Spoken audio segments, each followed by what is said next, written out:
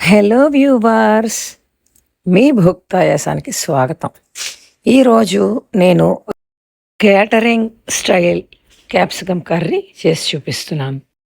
ముందుగా దీనికోసం ఒక అరకిలో క్యాప్సికమ్ని చిన్న చిన్న ముక్కలుగా తరుక్కుని పక్కన పెట్టుకోవాలి. ఆ పైన 2 ఉల్లిపాయల్ని ముక్కలుగా తరిగి పెట్టుకోవాలి. ఆ పైన 2 టమాటాలని ముక్కలుగా తరిగి పెట్టుకోవాలి. ఈ కూర చేయడానికి ముందుగా అత్యంత పోషకాలు కలిగిన పుచ్చకాయ గింజలని 2 పెద్ద స్పూన్లు ఒక కప్పులో వేసి, అలాగే 2 కాశ్మీరీ చిల్లీని కూడా వేసి ఒక గంట పాటు నానబెట్టుకోవాలి. గంట తర్వాత నానబెట్టుకున్న పుచ్చకాయ గింజలు, 2 మిరపకాయలు, తరుక్కున్న ఉల్లిపాయలలో 3 వంతులు ఉల్లిపాయ ముక్కలు, టమాటా పండు, ఆ పైన అల్లం, వెల్లుల్లి వేసి మెత్తగా రుబ్బి పెట్టుకోవాలి. ఇప్పుడు పొయ్యి మీద మూకుడు పెట్టి కొంచెంగా నూనె వేసి అందులో మిగతా ఉల్లిపాయ ముక్కలు వేసి వేయించుకోవాలి. ఆ పైన ఈ తరుక్కున్న క్యాప్సికమ్ ముక్కలు కూడా వేసి మూత పెట్టకుండా కలుపుతూ ఒక 3 నిమిషాల పాటు వేయించుకోవాలి. వేయించుకున్న క్యాప్సికమ్ ముక్కలు, ఉల్లిపాయ ముక్కల్ని తీసి ఒక బౌల్లో పెట్టుకోవాలి.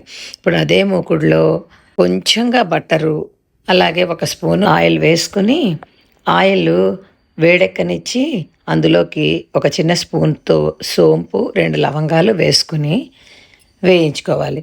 ఈ వేయించుకున్నాక దానిలో ముందుగా రుబ్బి పెట్టుకున్న ముద్దని వేసి బాగా కలిపి ఉడకనివ్వాలి.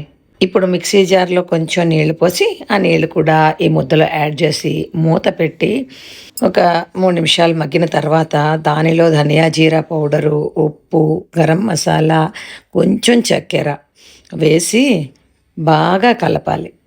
ఇలా కలుపుకున్నాక ఆ పైన కొంచెం కారం వేసుకోండి.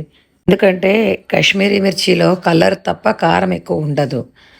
ఆ పైన ముందుగా నూనెలో మగ్గించుకున్న క్యాప్సికమ్, ఉల్లిపాయ ముక్కల్ని వేసి మూత పెట్టి మధ్య మధ్యలో కలుపుతూ ఒక 5 నిమిషాల పాటు మగ్గించుకోవాలి.